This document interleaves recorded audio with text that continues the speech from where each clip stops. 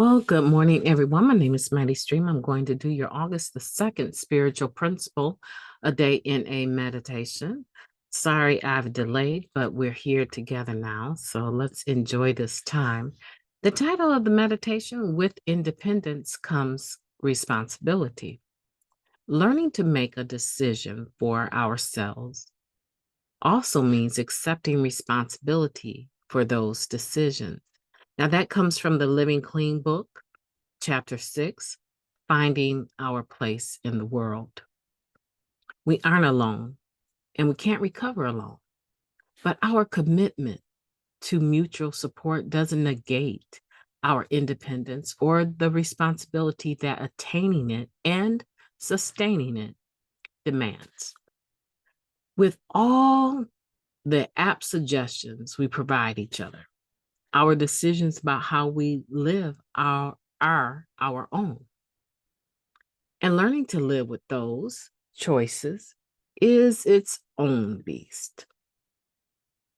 Some members define responsibility as the willingness to accept the consequences of our actions. Even clean, we have to keep learning the lesson that our choices aren't made in a vacuum. They affect those around us. When we find ourselves thinking once again, I'm only hurting myself, it's time for a closer look. We may want to exercise freedom of choice with more awareness and care. And other members say, careful what you pray for, you just might get it. Often when we do get what we want, it's a whole other world of responsibility that is ours to manage. A romantic partnership, getting our kids back, a career, property, a new puppy. All of these are gifts we must care for in order to sustain. We keep what we have only with vigilance and also with commitment, discipline, patience, acceptance, passion, and a lot of love. Another aspect of taking responsibility for our independence is when inevitably we are faced with other people's opinions about a new direction we choose. At times that I told you so reaction we get makes us defensively dig ourselves further into a bad choice, or someone else's response spurs us to run from a good one. Blaming others gets us nowhere. Practicing independence requires an honest assessment of our choices in the face of others' reactions. We've always heard members say, the more I make new mistakes rather than repeating old ones, the more I know I'm making headway in my life. I'm doing the best I can at living fully and owning my independence. I can live with my choices, and if not, I can make different ones. Let's take a moment of silence followed by the we version of the Serenity Prayer. Moment of silence now, please.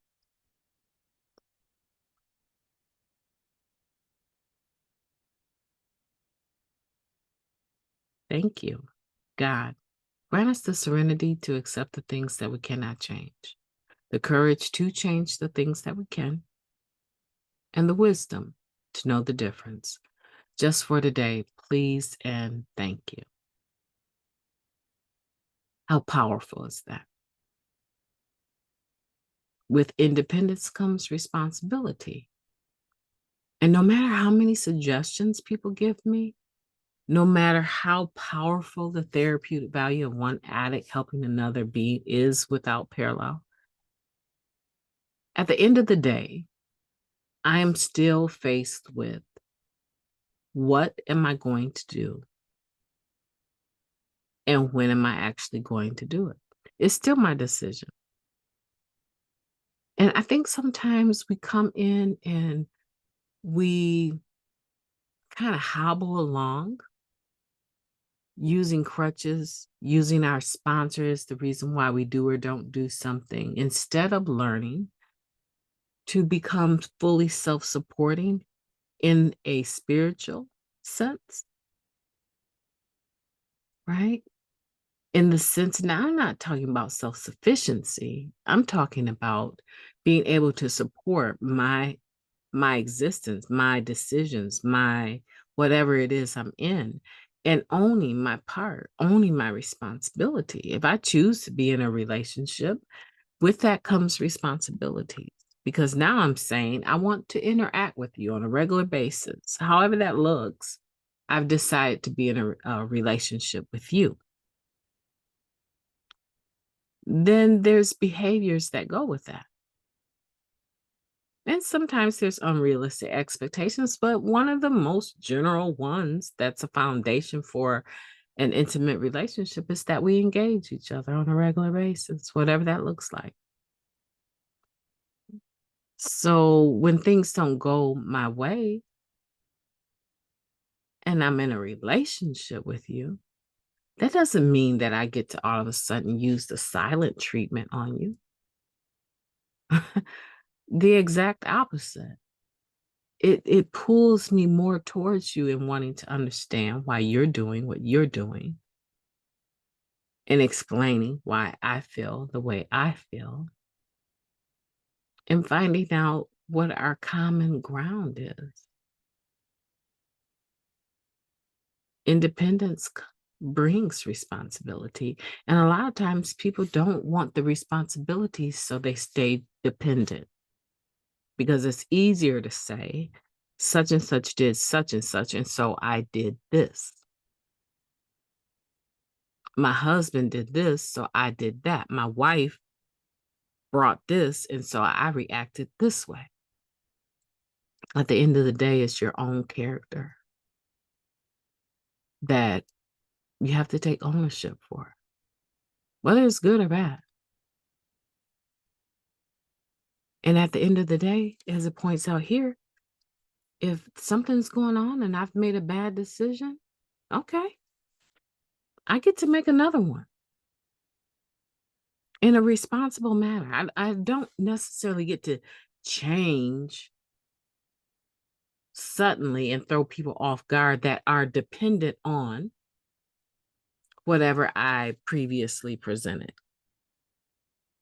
Give you a quick example and I'll let you go. I don't want it to make it too deep, okay? So I agreed to chair a meeting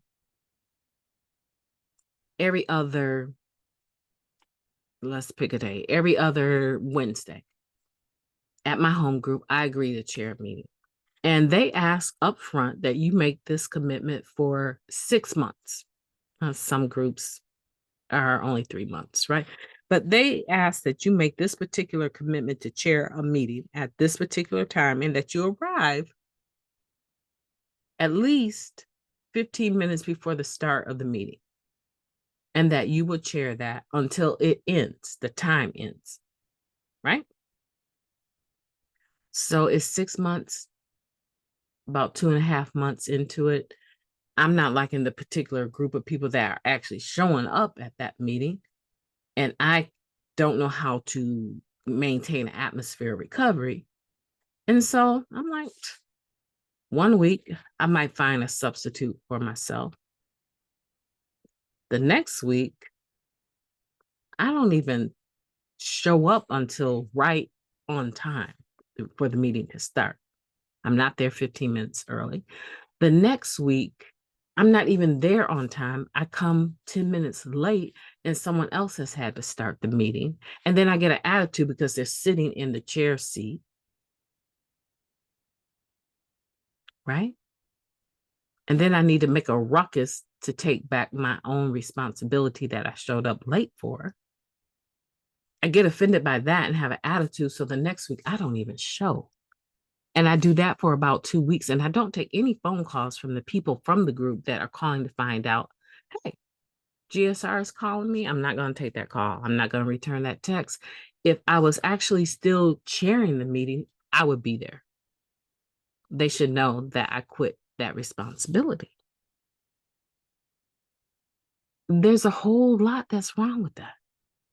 Yeah, I made a decision and I can change my decision at any time. If I made a decision and it no longer works for me, I can change my mind.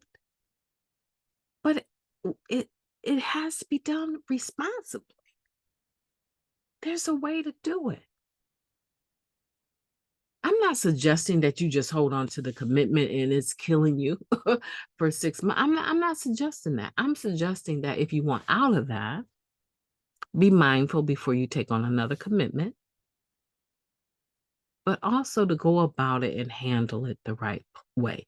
Put everything in place so that the meeting is not lacking because you change your mind. That's a very minor example. But we change the flick a lot of times, even in our relationships with people, and we expect them to just fall in line because we've had a change of mind and heart. And that's not life. That's not realistic. Yeah, we're independent. We don't want to blame other people for our problems anymore. But it comes over time, we develop the level of integrity, honesty, open mindedness, willingness. These are all things that are enveloped in being responsible. My name is Mighty Stream. I've enjoyed talking to you today. I hope that you will have a beautiful day on purpose.